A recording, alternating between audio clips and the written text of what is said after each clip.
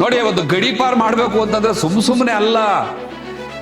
ಬಾಬಾ ಸಾಹೇಬ್ ಅಂಬೇಡ್ಕರ್ ಅವರು ಕೊಟ್ಟಂತಹ ಸಂವಿಧಾನದತ್ತವಾದಂತಹ ಒಬ್ಬ ಮನುಷ್ಯನ ಬದುಕುವ ಸಹಜವಾದಂತಹ ನ್ಯಾಚುರಲ್ ಜಸ್ಟಿಸ್ ಏನಿದೆ ಅದನ್ನ ಅಷ್ಟು ಈಸಿಯಾಗಿ ನಾವು ಕಸ್ಕೊಂಡ್ಬಿಡಕ್ ಆಗಲ್ಲ. ಅಷ್ಟು ಈಸಿಯಾಗಿ ನೀನ್ ರೌಡಿ ಹೋಗೋ ಅನ್ಬಿಡಕ್ ಆಗಲ್ಲ. ನೀನ್ ಗಡೀಪಾರ್ ಹೋಗ ಆಚೆ ಅನ್ಬಿಡಕ್ ಆಗಲ್ಲ. ನಿಯಮಗಳಿದ್ದಾರೆ. ಹಿರಿಯ ಪೊಲೀಸ್ನವರಲ್ಲಿ ನಾನು ಕೈ ಮುಗಿದು ಪ್ರಾರ್ಥನೆ ಮಾಡ್ತಾ ಇದ್ದೀನಿ, ನನ್ನ ನೆಲಮಂಗಲ ತಾಲೂಕಿನ ಶಾಂತಿಗೋಸ್ಕರ, ಇಲ್ಲಿನ ದರಿದ್ರ ರಾಜಕಾರಣವನ್ನ ಹಿಮ್ಮೆಟ್ಟಿಸೋದಕ್ಕೋಸ್ಕರ ನಾನು ತಮ್ಮೆಲ್ಲರಲ್ಲೂ ಕೂಡ ಪ್ರಾರ್ಥನೆ ಮಾಡ್ತಾ ಇದ್ದೀನಿ. ನಿಮ್ಮ ತಳಹಂತದ ಅಂದ್ರೆ ಇನ್ಸ್ಪೆಕ್ಟರ್ ಲೆವೆಲ್ನ ಕೆಳಗಡೆ ಇರುವಂತಹ ಅಧಿಕಾರಿಗಳು ಕಳಿಸುವಂತ ಮಾಹಿತಿಗಳಲ್ಲಿ ಈ ಎಲ್ಲ ಅಂಶಗಳನ್ನ ಪರಿಶೀಲನೆ ಮಾಡಿ. ಯಾರೋ ತಳಮಟ್ಟದ ಪೊಲೀಸ್ನವ್ರು ಕೊಟ್ಟಂತ ಮಾಹಿತಿಯನ್ನು ನಂಬ್ಕೊಂಡು ಗಡೀಪಾರ್ ಆದೇಶ ಏನಾದ್ರು ಶಿಫಾರಸ್ ಮಾಡಿದ ಪೊಲೀಸ್ನವರು ಮತ್ತು ಗಡೀಪಾರ್ ಮಾಡಿದಂಥ ಅಧಿಕಾರಿಗಳು ನ್ಯಾಯಾಲಯದ ಮುಂದೆ ಕೈ ಕಟ್ಕೊಂಡು ನಿಂತ್ಕೋಬೇಕಂತ ನಾವು ನೋಡ್ತಾ ಇದ್ದೀವಿ. ಕೇವಲ ಅಧಿಕಾರಿಯ ಮಾನಸಿಕ ತೃಪ್ತಿಗೋಸ್ಕರ ತಗೊಂಡಂತ ಕ್ರಮಗಳನ್ನ ಹೈಕೋರ್ಟ್ ಪುರಸ್ಕರಿಸೋದಿಲ್ಲ. ಊಹೆಯಿಂದ ಮಾಡಿದಂತಹ ಆಪಾದನೆಗಳನ್ನ ಹೈಕೋರ್ಟ್ ಪುರಸ್ಕರಿಸೋದಿಲ್ಲ.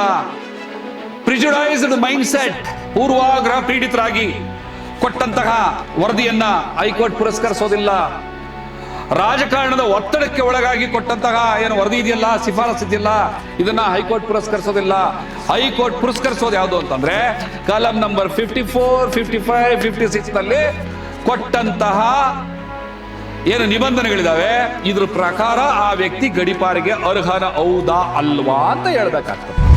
ಸ್ಥಳೀಯ ರಾಜಕಾರಣದ ರಾಜಕೀಯ ಅಧಿಕಾರಕ್ಕೆ, ಅಹಂಕಾರಕ್ಕೆ, ದರ್ಪಕ್ಕೆ, ದೌರ್ಜನ್ಯಕ್ಕೆ ಒಳಗಾಗಿ ಯಾವುದೇ ಒಬ್ಬ ಸಾಮಾನ್ಯ ವ್ಯಕ್ತಿ ಇಂತಹ ಒಂದು ಗಡೀಪಾರ್ ಅನ್ನುವಂತಹ ಅನ್ಯಾಯಕ್ಕೆ ಒಳಗಾದ್ರೆ ನೀವು ಯೋಚನೆ ಕೂಡ ಮಾಡಬೇಕಾಗಿಲ್ಲ. ಯಾಕೆ ಅಂತಂದ್ರೆ ನ್ಯಾಯ, ಶಾಂತಿ, ಸೌಹಾರ್ದತೆ ಮತ್ತು ಪ್ರೀತಿಯ ನೆಲ ಈ ನೆಲಮಂಗಲ. ನಾವುಗಳೆಲ್ಲ ಇನ್ನೂ ಇಲ್ಲಿ ಇದ್ದೀವಿ. ನೆಲಮಂಗಲದ ಮಹಾಜನತೆಗೆ ನಮ್ಮ ಮಾಧ್ಯಮದ ಪರವಾಗಿ ನಮಸ್ಕಾರ, ಜೈ ಭೀಮ್. ಸ್ನೇಹಿತರೆ, ನೆಲಮಂಗಲ ತಾಲೂಕಿನಲ್ಲಿ ಈಗಾಗಲೇ ಗ್ರಾಮ ಪಂಚಾಯತಿ ಚುನಾವಣೆಯ ನೋಟಿಫಿಕೇಶನ್ ಆಗಿದೆ. ಯಾವ್ಯಾವ ಕ್ಷೇತ್ರದಲ್ಲಿ ಯಾವ್ಯಾವ ಜಾತಿಯವರು ಕಂಟೆಸ್ಟ್ ಮಾಡಬೇಕು ಅನ್ನುವಂಥದ್ದು ಒಂದು ಪಟ್ಟಿ ಕೂಡ ಬಿಡುಗಡೆ ಆಗಿದೆ. ಇದಕ್ಕೆ ಬೆಂಗಳೂರು ಗ್ರಾಮಾಂತರ ಜಿಲ್ಲಾಧಿಕಾರಿಗಳು ಅನುಮೋದನೆ ಕೂಡ ಕೊಟ್ಟಾಗಿದೆ. ಈ ಸಂದರ್ಭದಲ್ಲಿ ಪೊಲೀಸ್ ಇಲಾಖೆ ಬಹಳ ಉಗ್ರವಾದಂಥ ಕ್ರಮಗಳನ್ನು, ಕಠಿಣವಾದಂಥ ಕ್ರಮಗಳನ್ನು ಮತ್ತು ಕಾನೂನು ಪರಿಪಾಲನೆಯನ್ನು ಹೇಗೆ ಮಾಡಬೇಕು ಅನ್ನೋ ನಿಟ್ಟಿನಲ್ಲಿ ಕೆಲವೊಂದು ಕಾರ್ಯಕ್ರಮಗಳನ್ನ ಹಮ್ಮಿಕೊಂಡಿದ್ದಾರೆ. ಬಹಳ ಬಹಳ ಬಹಳ ಬಹಳ ಅದ್ಭುತವಾದ ಕಾರ್ಯಕ್ರಮವನ್ನು ಮತ್ತು ಅತ್ಯಂತ ಹೆಚ್ಚಿನ ಮಟ್ಟವಾದಂಥ ಒಂದು ಕಟ್ಟೆಚ್ಚರವನ್ನು ವಹಿಸಿದರೆ ಅಂತ ಹೇಳಿದ್ರೆ ತಪ್ಪಾಗಲಾರದು. ಪೊಲೀಸ್ನವರ ಈ ಮುನ್ನೆಚ್ಚರಿಕೆ ಕ್ರಮಕ್ಕೆ ನಮ್ಮ ಮಾಧ್ಯಮದ ಪರವಾಗಿ ಅವ್ರಿಗೊಂದು ಸೆಲ್ಯೂಟ್. ರೌಡಿಗಳನ್ನ ಕರ್ಕೊಂಡು ಬಂದು ಪರೇಡ್ ಮಾಡಿಸುವಂಥದ್ದು, ಅವ್ರಿಗೆ ಎಚ್ಚರಿಕೆಗಳನ್ನ ಕೊಡುವಂಥದ್ದು ಮತ್ತು ಅವ್ರಿಗೆ ಸರಿದಾರಿಯಲ್ಲಿ ತರುವಂಥದ್ದು. ಮುಖ್ಯವಾಗಿ ಈ ರೌಡಿ ಪರೇಡ್ ಮಾಡುವಂಥ ಸಂದರ್ಭದಲ್ಲಿ ಆ ವ್ಯಕ್ತಿಗಳೊಂದಿಗೆ, ಅಂದರೆ ಯಾರು ರೌಡಿ ಶೀಟರ್ಗಳಾಗಿರ್ತಾರೆ ಆ ವ್ಯಕ್ತಿಗಳೊಂದಿಗೆ ಸಂವಹನ ಮಾಡಿಸೋರಂಥ ರೀತಿ ಇದೆಯಲ್ಲ ಅಧಿಕಾರಿಗಳು, ಆ ವಿಚಾರದಲ್ಲಿ ನನಗೆ ಭಾಳ ಹೆಮ್ಮೆ ಅಥವಾ ಖುಷಿ ಅನಿಸಿದ್ದೇನು ಅಂತಂದರೆ, ನೆಲಮಂಗಲ ತಾಲೂಕಿನ DYSP ಉಮಾರಾಣಿ ಅವರಿಗೆ ತಿಳುವಳಿಕೆ ನೀಡುವ ನಿಟ್ಟಿನಲ್ಲಿ ಅವರನ್ನು ಮಾತಾಡಿಸ್ತಾ ಅವ್ರಿಗೆ ಸರಿದಾರಿ ತರುವಂಥ ಪ್ರಕ್ರಿಯೆಗಳನ್ನು ಮಾಡ್ತಾ ಇದ್ದಾರಲ್ಲ, ಅದು ಭಾಳ ಮೆಚ್ಚುಗೆ ತರುವಂಥದ್ದು. ರೌಡಿಗಳನ್ನ ರೌಡಿ ಪರೇಡ್ಗೆ ಬರ್ದಿದ್ದೀವಿ ಅಂದ ಕೂಡಲೇ ಭಾಳ ಅವ್ರನ್ನ ಎದುರಿಸುವಂಥದ್ದು ಅಥವಾ ಏನೋ ಅವ್ರಿಗೆ ಧಮಕಿ ಹಾಕುವಂಥ ಪ್ರಕ್ರಿಯೆಗಳನ್ನ ಸಹಜವಾಗಿ ಪೊಲೀಸ್ ಭಾಷೆನಲ್ಲಿ ಮಾಡಿದೆ. ಒಬ್ಬರು ಹೆಣ್ಮಗಳಾಗಿ, ಒಬ್ಬ ತಾಯಿಯಂತೆ, ಒಬ್ಬ ಅಕ್ಕನಂತೆ ಅವ್ರಿಗೆ ತಿಳುವಳಿಕೆ ನೀಡೋ ನಿಟ್ಟಿನಲ್ಲಿ ಮಾಡ್ತಾ ಇರೋಂಥ ಕೆಲಸ ಇದೆಯಲ್ಲ, ಅದು ಭಾಳ ಮೆಚ್ಚುಗೆ ತರುವಂಥ ಕೆಲಸ. ಅವ್ರಿಗೂ ಕೂಡ ನಾನು ವೈಯಕ್ತಿಕವಾಗಿ ಮತ್ತು ಮಾಧ್ಯಮದ ಪರವಾಗಿ ಒಂದು ಸಲ್ಯೂಟನ್ನು ಹೇಳಲೇಬೇಕಾಗ್ತದೆ. ಇನ್ನೊಂದು ಮುಖ್ಯವಾದಂತಹ ಒಂದು ಪ್ರಕ್ರಿಯೆಯನ್ನು ಪ್ರಾರಂಭ ಮಾಡಿದ್ದಾರೆ. ಏನು ಅಂದರೆ, ತಾಲೂಕಿನಾದ್ಯಂತಹ ಯಾರು ಅಕ್ರಮ ಚಟುವಟಿಕೆಗಳಲ್ಲಿ ತೊಡಗಿದ್ದಾರೆ, ಯಾರು ಈ ತಾಲೂಕಿನಲ್ಲಿ ಭೀತಿಯನ್ನು ಉಂಟು ಮಾಡ್ತಾ ಇದ್ದಾರೆ, ಯಾರು ಗ್ರಾಮಗಳಲ್ಲಿ ಅಶಾಂತಿಗಳನ್ನು ಉಂಟು ಮಾಡೋದಕ್ಕೆ ಪ್ರಯತ್ನ ಮಾಡ್ತಾರೆ, ಯಾರು ಕಾನೂನು ಸಮ್ಮತವಲ್ಲದಂತಹ ಕಾರ್ಯಗಳಲ್ಲಿ ತೊಡಗಿದ್ದಾರೆ ಅಂಥವರನ್ನು ಹುಡುಕಿ ಗಡೀಪಾರ್ ಮಾಡುವಂತಹ ಒಂದು ಪ್ರಕ್ರಿಯೆಗೆ ಚಾಲನೆಯನ್ನು ಪೊಲೀಸ್ ಇಲಾಖೆ ನೀಡಿದೆ. ಬಹಳ ಬಹಳ ಒಳ್ಳೆ ಕೆಲಸ, ಅದನ್ನು ನಾವು ಮೆಚ್ಚಲೇಬೇಕು. ಯಾಕೆಂದರೆ ಗ್ರಾಮ ಪಂಚಾಯತಿ ಚುನಾವಣೆಗಳು MP MLA ಎಲೆಕ್ಷನ್ಗಳ ಥರ ಅಲ್ಲ. ಅದು ಇಡೀ ಕ್ಷೇತ್ರಕ್ಕೆ ಒಬ್ಬ ವ್ಯಕ್ತಿ, ಒಂದು ಪಕ್ಷದ ಒಬ್ಬ ಅಭ್ಯರ್ಥಿ ಇರ್ತಾನೆ.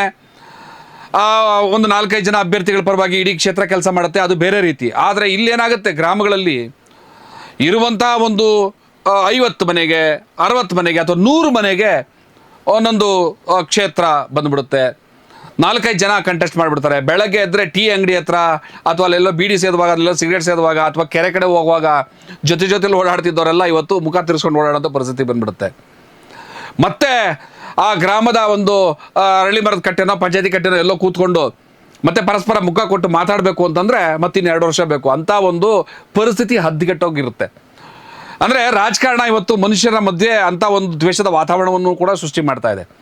ಸೊ ಇಂಥ ಒಂದು ಪರಿಸ್ಥಿತಿಯಲ್ಲಿ ಸಮಾಜಘಾತಕ ಶಕ್ತಿಗಳು ಕೂಡ ಕೈ ಜೋಡಿಸ್ಬಿಟ್ರೆ, ಗ್ರಾಮ ಪಂಚಾಯತಿ ಚುನಾವಣೆಯಲ್ಲಿ ಅಕ್ರಮಗಳನ್ನ ಮಾಡುವಂಥದ್ದು, ಯಾರನ್ನೋ ಎದುರಿಸುವಂಥದ್ದು, ಇನ್ಯಾರನ್ನೋ ಕಿಡ್ನಾಪ್ ಮಾಡುವಂಥದ್ದು ಕೆಲಸಗಳಿಗೆ ತೊಡಗಿಬಿಟ್ರೆ ಪೊಲೀಸ್ನವ್ರಿಗಾಗಲಿ ಅಥವಾ ಜಿಲ್ಲಾಡಳಿತಕ್ಕಾಗಲಿ ತಾಲೂಕು ಆಡಳಿತಕ್ಕಾಗಲಿ ಒಂದು ತಾಲೂಕಿನ ಶಾಂತಿ ಮತ್ತು ಸುವ್ಯವಸ್ಥೆಯನ್ನು ಕಾಪಾಡೋದು ಭಾಳ ಕಷ್ಟಕರವಾದ ಕೆಲಸ ಆಗ್ತದೆ. ಹಾಗಾಗಿ ಮುಂಜಾಗ್ರತಾ ಕ್ರಮವಾಗಿ ಸಮಾಜಘಾತಕ ಶಕ್ತಿಗಳಿಗೆ, ರೌಡಿಗಳಿಗೆ ಎಚ್ಚರಿಕೆಯನ್ನು ನೀಡುವಂಥದ್ದು, ಮಿತಿ ಮೀರಿದಂಥವ್ರನ್ನ ಗಡೀಪಾರು ಮಾಡುವಂಥ ಕೆಲಸವನ್ನು ಏನು ಕೈ ಇಟ್ಟಿದ್ದಾರೆ, ಇದು ಪ್ರಶಂಸನೀಯ. ಆದರೆ ಯಾಕೆ ಈಗ ಈ ವಿಚಾರವನ್ನು ನಾನು ಗಡೀಪಾರ್ ರಾಜಕಾರಣ ಎಷ್ಟು ಸರಿ ಅನ್ನೋ ವಿಚಾರ ಇಟ್ಕೊಂಡು ಮಾತಾಡ್ತಾ ಇದ್ದೀನಿ ಅಂತಂದರೆ, ಈ ಉನ್ನತ ಮಟ್ಟದ ಅಧಿಕಾರಿಗಳು ಅಂದರೆ DYSP, ಅಡಿಷನಲ್ SP ಮತ್ತು SP ಸೂಪರಿಂಟೆಂಡೆಂಟ್ ಆಫ್ ಪೊಲೀಸ್ ಮತ್ತು DIG, ಈ ಲೆವೆಲ್ಲಿನ ಏನು ಉನ್ನತ ಮಟ್ಟದ ಪೊಲೀಸ್ ಅಧಿಕಾರಿಗಳಿರ್ತಾರೆ, ಅವ್ರಿಗೆ ಸ್ಥಳೀಯ ಗ್ರಾಮದ ನೇರವಾದ ಸಂಪರ್ಕ ಇರೋದಿಲ್ಲ, ಡೈರೆಕ್ಟ್ ಸಂಪರ್ಕ ಇರೋದಿಲ್ಲ. ಅವರೆಲ್ಲವೂ ಕೂಡ ಮಾಹಿತಿಗಳನ್ನು ತರಿಸ್ಕೊಳ್ಳುವಂಥದ್ದು ಯಾರಿಂದ ಅಂದರೆ ಪೊಲೀಸ್ ಇಲಾಖೆಯ ಒಬ್ಬ ಬೀಟ್ ಪೊಲೀಸಿಂದ ಹಿಡಿದು, ಒಂದು ಗ್ರಾಮಕ್ಕೆ ಒಬ್ಬ ಬೀಟ್ ಪೊಲೀಸ್ ಅಂತ ಹೇಳ್ತಾರೆ, ಬಾತ್ಮೀದಾರರು ಅಂತ ಕರೀತಾರೆ, ಅಥವಾ ಪೊಲೀಸ್ ಮಾಹಿತಿದಾರರು ಅಂತ ಕರೀತಾರೆ. ಇನ್ನು ಪೊಲೀಸ್ನವ್ರದ್ದೇ ಭಾಷೆನಲ್ಲಿ ಹೇಳಬೇಕು ಅಂದರೆ ಏನೋ ಪೊಲೀಸ್ ಫ್ರೆಂಡ್ಸ್ ಅಂತ ಕರೀತಾರೆ. ಕೆಲವೊಂದು ಗುಪ್ತ ಮಾಹಿತಿದಾರರು ಇರ್ತಾರೆ. ಈ ಮೂಲಕ ಮಾಹಿತಿಗಳು ಸಂಗ್ರಹ ಆಗಿ ಹಂತವಾಗಿ ಈ ಬೀಟ್ ಪೊಲೀಸ್ನವರು, ಬಾತ್ಮೀದಾರರು, ಮಾಹಿತಿದಾರರು, ಪೊಲೀಸ್ ಫ್ರೆಂಡ್ಸ್ ಅಥವಾ ಕೆಲವು ಗುಪ್ತಚರ ಮಾಹಿತಿಗಳು, SB ರಿಪೋರ್ಟ್ಸ್ ಅಂತ ಕರಿತೀವಿ, ಅಂಥವರಿಂದಾಗಿ ಹಂತವಾಗಿ ಅದು ಸ್ಟೇಷನ್ ರೈಟ್ರ್ ಬಂದು ಅಲ್ಲಿಂದ ASIಗೆ ಹೋಗಿ, ಅಲ್ಲಿಂದ SIಗೆ ಹೋಗಿ, ಅಲ್ಲಿಂದ ಇನ್ಸ್ಪೆಕ್ಟರ್ಗೆ ಹೋಗಿ, ಇನ್ಸ್ಪೆಕ್ಟರಿಂದ DYSPಗೆ ಹೋಗಿ, DYSP ಅವ್ರ ನಂತರ ಪರಿಶೀಲನೆಗೊಂಡು ತನ್ನ ಉನ್ನತಾಧಿಕಾರಿಗಳಿಗೆ SP ಲೆವೆಲ್ಗೆ, DIG ಲೆವೆಲ್ಗೆ ಹೋಗುವಂಥ ಪ್ರಕ್ರಿಯೆ ಇರ್ತದೆ. ಇಲ್ಲಿ ಮುಖ್ಯವಾಗಿ ಆಗುವಂತಹ ಕೆಲವು ತಪ್ಪುಗಳು ಏನು ಅಂತಂದರೆ, ಈ ಯಾರು ಇನ್ಸ್ಪೆಕ್ಟರ್ ಲೆವೆಲ್ಗಿಂತ ಕೆಳಗಡೆ ಇರುವಂಥ ಅಧಿಕಾರಿಗಳಲ್ಲಿ ಕೆಲವರು ರಾಜಕಾರಣದ ಒತ್ತಡಕ್ಕೆ ಒಳಗಾಗುವಂತಹ ಸಾಧ್ಯತೆಗಳನ್ನು ಈ ನೆಲಮಂಗಲ ತಾಲೂಕಿನಲ್ಲಿ ನಾವು ಬಹಳಷ್ಟು ನೋಡಿದ್ದೀವಿ. ರಾಜಕೀಯ ಒತ್ತಡಕ್ಕೆ ಒಳಗಾಗಿ ಯಾರದೋ ರಾಜಕಾರಣಕ್ಕೆ ಇನ್ಯಾರೋ ಅಡ್ಡಿ ಆಗ್ತಾರೆ ಅಂತನೋ, ಅಥವಾ ಯಾವುದೋ ರಾಜಕಾರಣಿಗೆ ಇನ್ಯಾರೋ ವಿರೋಧಿಯಾಗಿದ್ದಾರೆ ಅಂತನೋ, ಅಧಿಕಾರಸ್ಥ ರಾಜಕಾರಣಿಗಳ ಒತ್ತಡಕ್ಕೋ ಭ್ರಷ್ಟಾಚಾರಕ್ಕೋ ಆಸೆ ಆಮಿಷಗಳಿಗೋ ಒಳಗಾಗಿ ಆ ರಾಜಕಾರಣಿಗಳಿಗೆ ಆಗದೇ ಇರುವಂತಹ ವ್ಯಕ್ತಿಗಳನ್ನು ಈ ಒಂದು ಏನೋ 126 ಅಡಿನಲ್ಲಿ ಅವ್ರಿಗೆ ವಿಚಾರಣೆಗೆ ಒಳಪಡಿಸುವಂಥದ್ದು, ಎಚ್ಚರಿಕೆ ನೀಡುವಂಥದ್ದು, ಅಥವಾ ರೌಡಿ ಪಟ್ಟಿಗೆ ಸೇರಿಸುವಂಥದ್ದು, ಗಡೀಪಾರ್ ಪ್ರಕ್ರಿಯೆಗೆ ಒಳಪಡಿಸುವಂಥ ಕೆಲಸಗಳು ಆಗಿಬಿಡ್ತದೆ. ಇಂಥ ಸಂದರ್ಭದಲ್ಲಿ ನಾವು ಉನ್ನತಾಧಿಕಾರಿಗಳು ಅಂದರೆ DYSP ಅಂದರೆ ಇನ್ಸ್ಪೆಕ್ಟರ್ನ ಮೀರಿದಂಥ ಮೇಲಿನ ಅಧಿಕಾರಿಗಳು, DYSP ಇಂದ ಹಿಡಿದು SP DIG ವರೆಗೂ ಕೂಡ ಏನು ಅಧಿಕಾರಿಗಳಿದೆ ಅವ್ರನ್ನ ದೂಷಣೆ ಮಾಡೋಕ್ಕೆ ಬರಲ್ಲ.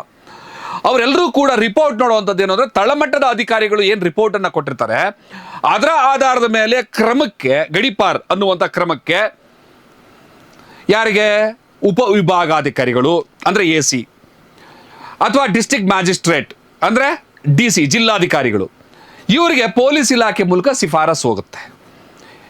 DYSP ಅವರಿಂದ ಅಡಿಷನಲ್ SP ಅವರಿಗೆ, ಅಡಿಷನಲ್ SP ಅವರಿಂದ SP ಅವರಿಗೆ, SP ಅವರಿಂದ DCಗೆ, ಅಥವಾ DC ಅವರು ನೇರವಾಗಿ ಕ್ರಮ ತಗೋಬೋದು, ಅಥವಾ ಉಪವಿಭಾಗಾಧಿಕಾರಿಗಳಿಗೆ ಕೂಡ ವಹಿಸಿ ಗಡೀಪಾರ್ ಆದೇಶವನ್ನು ಮಾಡುವಂಥ ಕೆಲಸಗಳು ಆಗ್ತವೆ.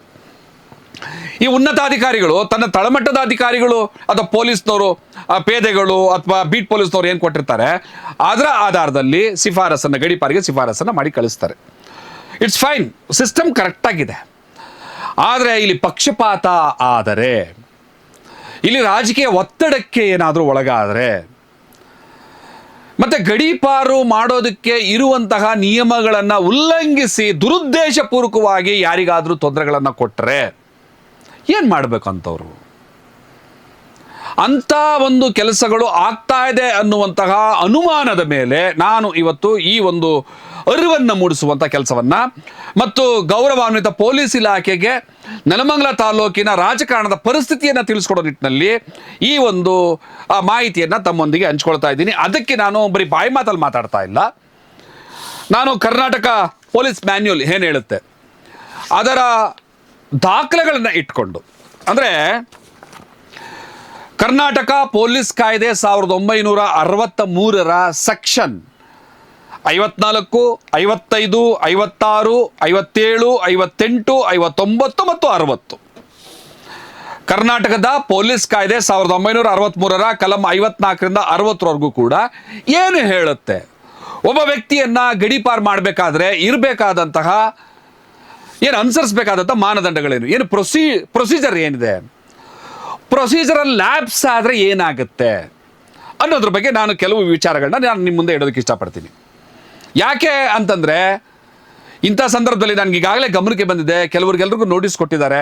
ಅದರಲ್ಲಿ ಕೆಲವು ಅಮಾಯಕರು, ಅಂದರೆ ಈ ಗಡೀಪಾರ್ ಶಿಕ್ಷೆ ಅನ್ನೋದಿದೆಯಲ್ಲ, ಇದು ಭಾಳ ದೊಡ್ಡ ಘೋರವಾದದ್ದು.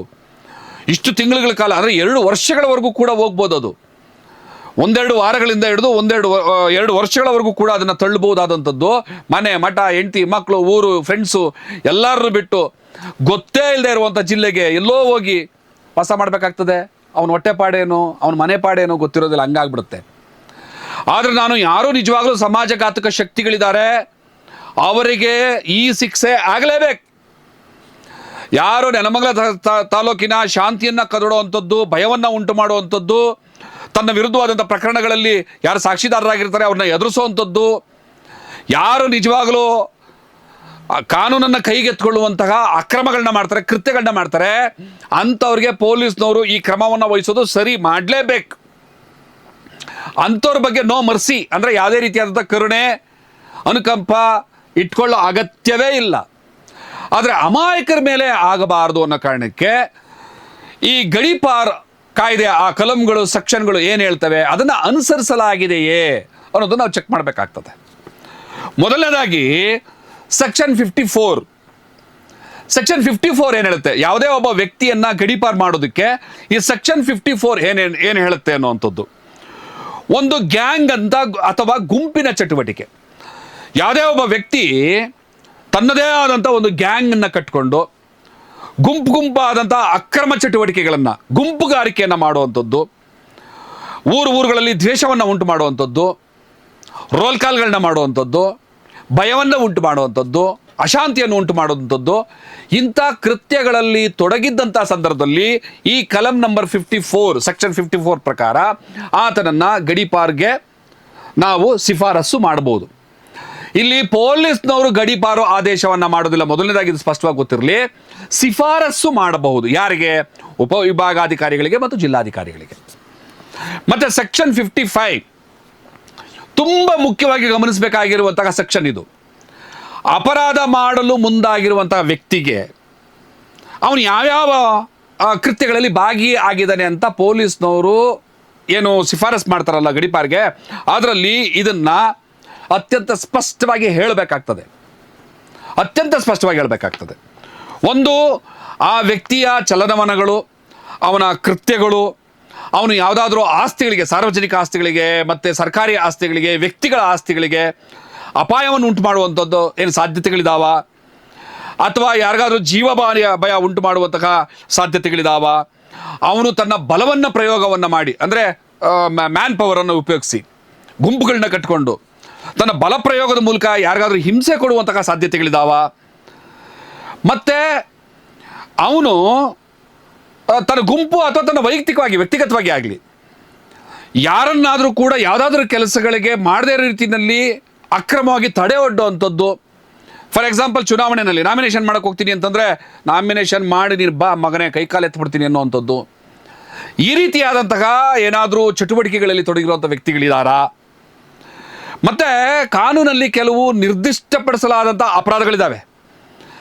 ಆ ನಿರ್ದಿಷ್ಟಪಡಿಸಲಾದ ಅಪರಾಧಗಳೇನು ಅಂತ ಈ ಕಲಂ ನಂಬರ್ 55ನಲ್ಲಿ ಸಂಪೂರ್ಣ ವಿವರವಾಗಿ ಹೇಳ್ತಾರೆ. ಅಂಥ ಒಂದು ಪ್ರಕರಣಗಳಲ್ಲಿ ತೊಡಗಿದ್ದಾನ, ಮತ್ತು ಮತ್ತೆ ನಾನು ಆಗಲೇ ಹೇಳಿದಾಗೆ ಸಾರ್ವಜನಿಕ ಆಸ್ತಿ ಪಾಸ್ತಿ ಸಾಕ್ಷಿಗಳನ್ನ ನಾಶಪಡಿಸುವಂಥ ವ್ಯಕ್ತಿಗಳು ಆಗಿದಾನ ಅನ್ನೋದೆಲ್ಲವನ್ನು ಕೂಡ ನೋಡಬೇಕಾಗ್ತದೆ.